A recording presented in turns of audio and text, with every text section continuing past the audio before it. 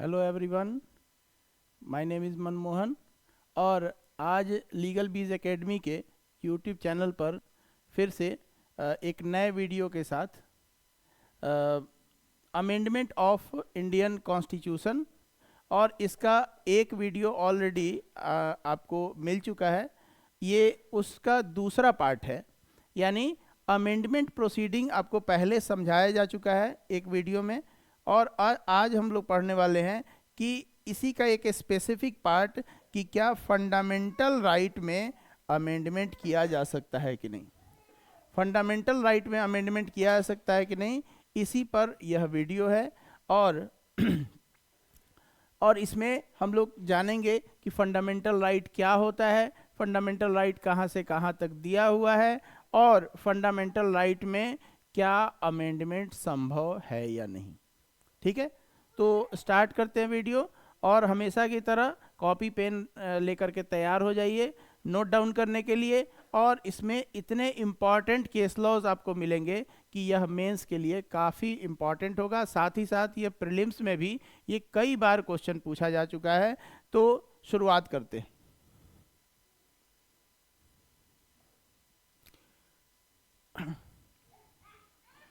Amendment थोड़ा सा पुराना रिवीजन करते हुए कि अमेंडमेंट कैसे किया जा सकता है। तो अमेंडमेंट के लिए जो प्रोसीजर है वो तीन है, 1, 2 और 3। सिंपल मेजोरिटी से किया जा सकता है, स्पेशल मेजोरिटी से किया जा सकता है, और स्पेशल प्लस रेटिफिकेशन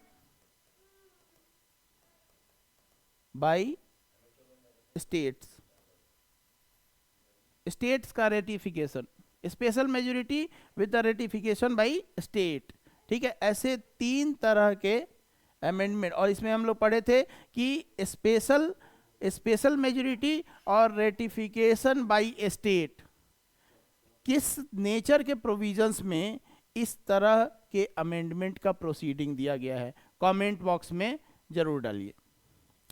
तो simple majority, special majority and special with ratification by state.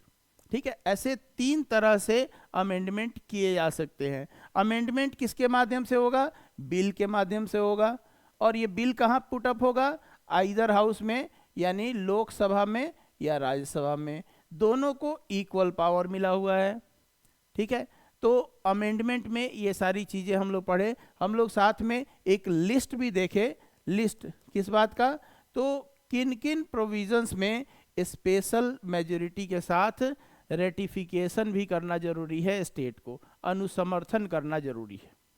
ठीक है, तो ये सारी चीज़ें हम लोग पढ़ चुके हैं। ये भी हम लोग समझ चुके हैं कि जो 368 आज जो कॉन्स्टिट्यूशन में अमेंडमेंट के लिए प्रोविज़न दिया गया है, पहले केवल इसमें प्रोसीजर बताया गया था,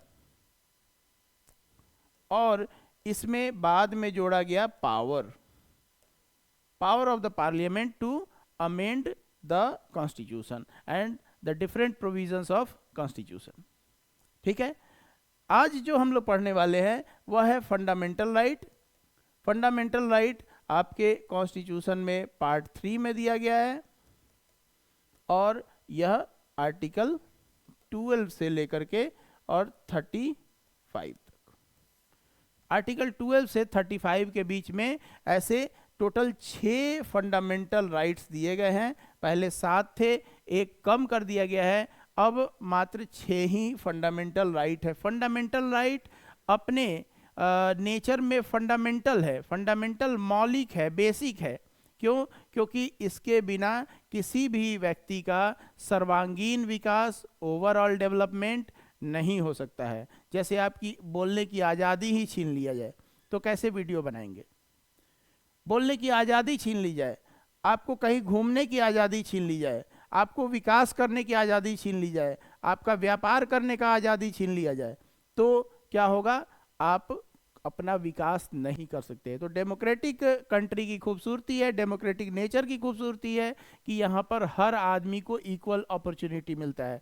और ये इक्वल अपॉर्चुनिटी कैसे मिल रहा है? आपके फंडामेंटल राइट से मिल रहा है। तो फंडामेंटल राइट के बिना कंट्री तो दूर, एक व्यक्ति का भी विकास संभव नहीं है। ठीक है, तो इसलिए फंडामेंटल राइट काफ़ी इम्पॉर्टेंट है।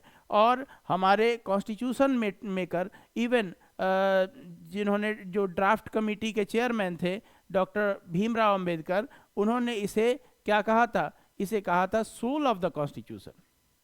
सोल ऑफ द कॉन्स्टिट्यूशन यानी इसके बिना जो है वह विकास नहीं किया जा सकता है। स्पेशली इसमें जो आर्टिकल 32 है उसको बी आर अम्बेडकर ने कहा था कि सोल ऑफ द कॉन्स्टिट्यूशन है, आत्मा है, इसको हटा देंगे तो कॉन्स्टिट्यूशन में कुछ बचेगा ही नहीं। तो ये अपने आप में क्या है, फंडामेंटल राइट है। ठीक है, तो इसी फंडामेंटल राइट में अमेंडमेंट की बात की गई है कि ये अमेंडमेंट क्या क्या हो सकते हैं, कैसे कैसे हो सकते हैं। तो शुरुआत हम लोग करते हैं एक केस से, that is Shankari Prasad case. Shankari Prasad के केस में सबसे पहले सुप्रीम कोर्ट ने ये माना कि कॉन्स्टिट्यूशन का ये जो फंडामेंटल राइट है, ये पार्ट 3 है, इसमें अमेंडमेंट किया जा सकता है। अमेंडमेंट करने में कोई दिक्कत नहीं है क्योंकि ये कॉन्स्टिट्यूशन का पार्ट है। और अगर कॉन्स्टिट्यूशन फ्रेमर का ये विचार नहीं होता कि फंडामेंटल राइट में अमेंडमेंट नहीं किया जाना चाहिए, तो उन्होंने एक्सप्रेसली इसमें प्रोविज़न कर दिया होता। लेकिन उन्होंने ऐसा प्रोविज़न नहीं किया, इस कारण से माना गया कि कॉन्स्टिट्यूशन मेकर भी चाहते थे कि फंडामेंटल राइट में अमेंडमेंट हो। इसलिए शंकरी प्रसाद के केस में एपेक्स कोर्ट ने कहा कि इसमें चेंज किया जा सकता है, अमेंडमेंट किया जा सकता है। इसी बात को फिर से दोबारा उठाया गया सज्जन सिंह के केस में।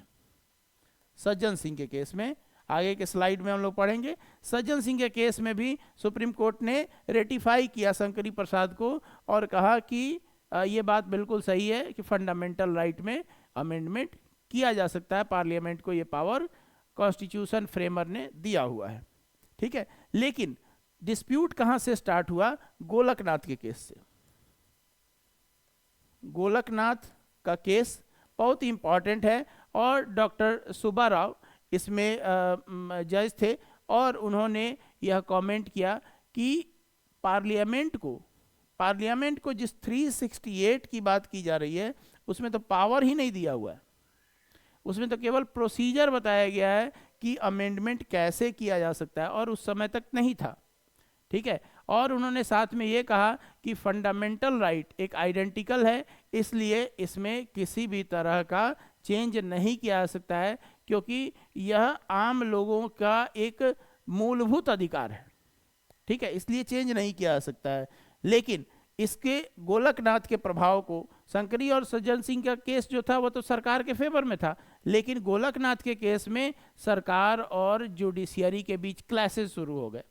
इस क्लैशेस को कैसे आगे बढ़ाया गया, तो 24th अमेंडमेंट से 24th अमेंडमेंट करके इसमें और इसको मुश्किल में डाला गया और गोलकनाथ के केस में जो प्रभाव दिए गए थे उस प्रभाव को इसमें समाप्त करने का प्रयास किया गया। क्या किया गया, तो पावर जोड़ दिया गया। सबसे पहले 368 में न केवल प्रोसीजर बल्कि पावर एंड प्रोसीजर ऐसे वर्ड यूज किए गए। साथ ही यूज किया गया कि कॉन्स्टिट्यूशन का जो ये 13 क्लॉज 4 जोड़ दिया गया। 13 में क्लॉज 4 जोड़ा गया और उसमें कहा गया कि जो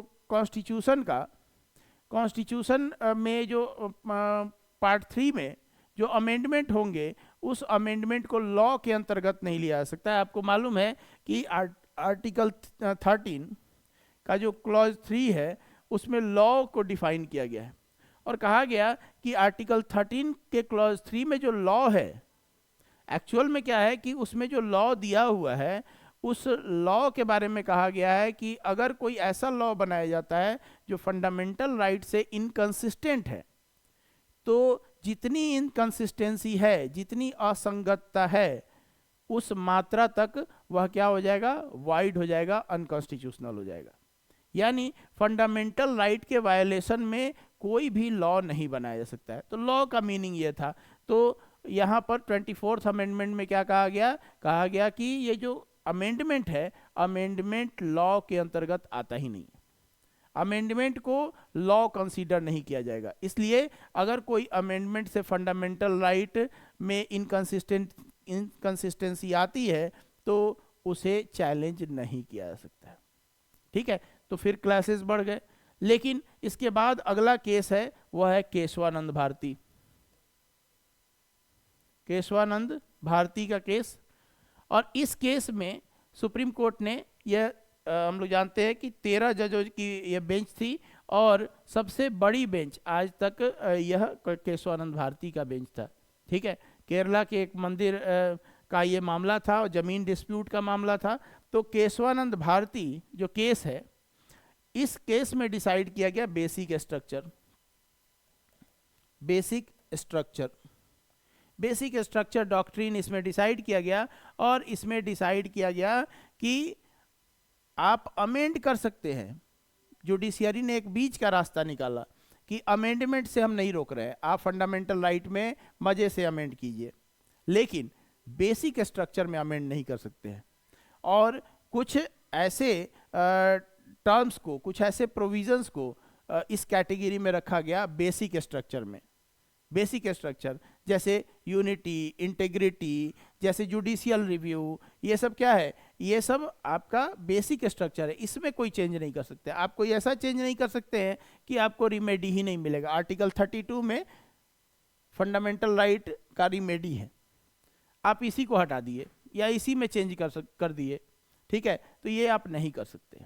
ठीक है, तो यहाँ क्या है कि बेसिक स्ट्रक्चर डॉक्ट्रिन दिया गया कि इसमें इन चीज़ों को छोड़ करके बाकी कुछ भी आप अमेंड कर सकते हैं, कोई दिक्कत नहीं। ठीक है, लेकिन सरकार को तो सुप्रीमेसी दिखानी थी, तो सरकार ने क्या किया कि फिर 42nd अमेंडमेंट किया, और 42nd अमेंडमेंट में न केवल फंडामेंटल राइट में अमेंडमेंट किया, बल्कि क्या किया, कुछ चीज़ें और भी की। 42nd भी है, 44th भी है।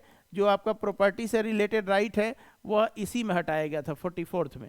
तो प्रॉपर्टी का राइट को बेसिक स्ट्रक्चर नहीं माना, इसलिए सुप्रीम कोर्ट ने कुछ नहीं कहा। लेकिन 42nd अमेंडमेंट में जो है वह 368 के क्लॉज 4 और 5, इसमें 2 जोड़ दिया गया।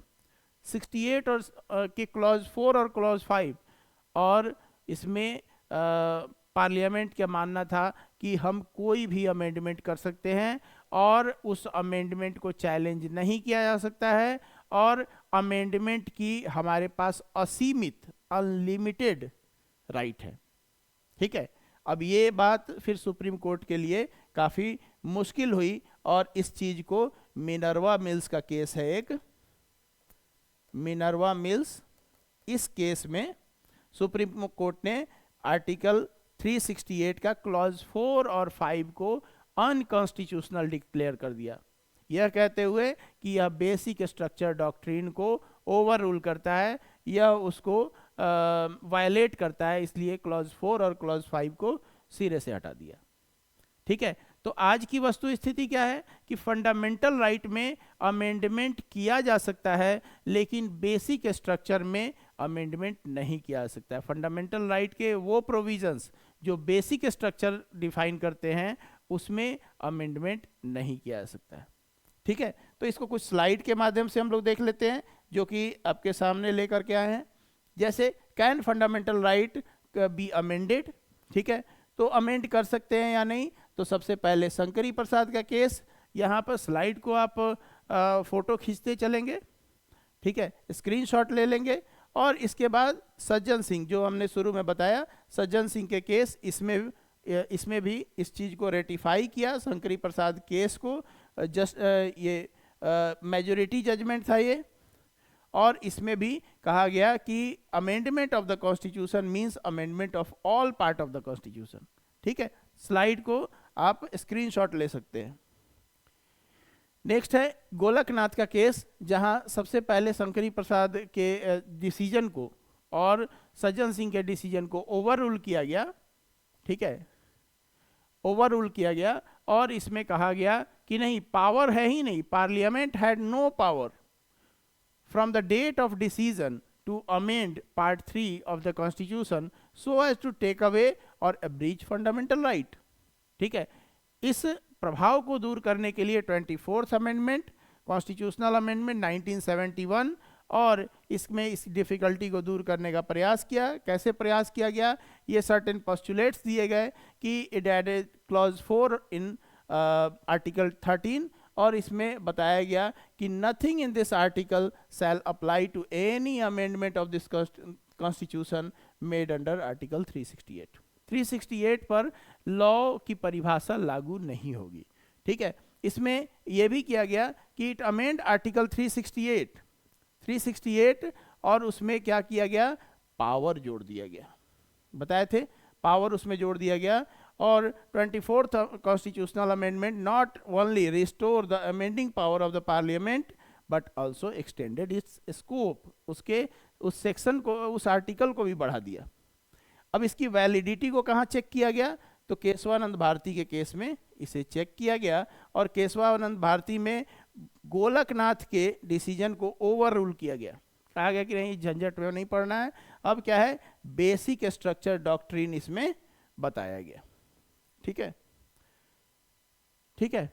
अब इसमें क्या कहा गया कि कोई ऐसा अमेंडमेंट नहीं कर सकते जिससे बेसिक स्ट्रक्चर जो है वो डिस्ट्रॉय हो या बेसिक स्ट्रक्चर को डैमेज किया जाए। ठीक है, 42nd अमेंडमेंट, जब केशवानंद भारती केस में जो डिसीजन हो गया कि आप अमेंड कर सकते हैं, तो पार्लियामेंट ने तुरंत अमेंडमेंट किया, 42nd कॉन्स्टिट्यूशनल अमेंडमेंट, और इसमें क्या किया? इसमें क्लॉज 4 और 5 जोड़ दिया, जैसा कि हम बताएं। ठीक है, 368 के क्लॉज 4 और 5 में जोड़ दिया, और उसमें क्या कहा गया कि will not be called in question in any court. कोई सवाल नहीं पूछा जा सकता है, हम लोग को जो करना है वो अमेंड कर सकते हैं। ठीक है, और कहा गया क्लॉज 5 में there shall be no limitation on constituent power of parliament to amend any part of the constitution. ठीक है, तो अमेंड करने का हमारे पास अनलिमिटेड पावर है, नो लिमिटेशन। ठीक है, अब इस बात को फिर से सुप्रीम कोर्ट के सामने आया, और जुडिशियरी ने इसको सिरे से खारिज कर दिया in the case of Minerva Mills versus Union of India 1980। इसमें the supreme court struck down clauses 4 and 5 of article 368 on the ground that it destroys basic structure. Basic structure को यह डिस्ट्रॉय करता है, और इसलिए यह क्या है? यह इसको स्ट्रक डाउन कर दिया गया, इसको अनकॉन्स्टिट्यूशनल डिक्लेयर कर दिया गया, उसका प्रभाव समाप्त कर दिया गया। ठीक है, तो इस तरह से आज एक एस्टैब्लिश्ड प्रिंसिपल है कि फंडामेंटल राइट में आप अमेंड कर सकते हैं, लेकिन बेसिक स्ट्रक्चर को छेड़छाड़ किए बिना। ठीक है, तो आई होप आज का वीडियो काफ़ी इंफॉर्मेशन से भरा हुआ है और आपके लिए काफ़ी बेनिफिशियल रहेगा डिफरेंट एग्ज़ाम्स में। अगर आप जुडिशियल स्टूडेंट हैं तो आपके एग्ज़ाम में यह काम आएगा, अगर आप एक एडवोकेट हैं तो वह आपके कोर्ट में काम आएगा, लॉ की समझ को विकसित करेगा, और अगर आप एक नॉर्मल प्रूडेंट पर्सन हैं, लॉ से रिलेटेड नहीं है, फिर भी यह वीडियो आपके जीवन में काफ़ी काम देगा। Thanks for watching.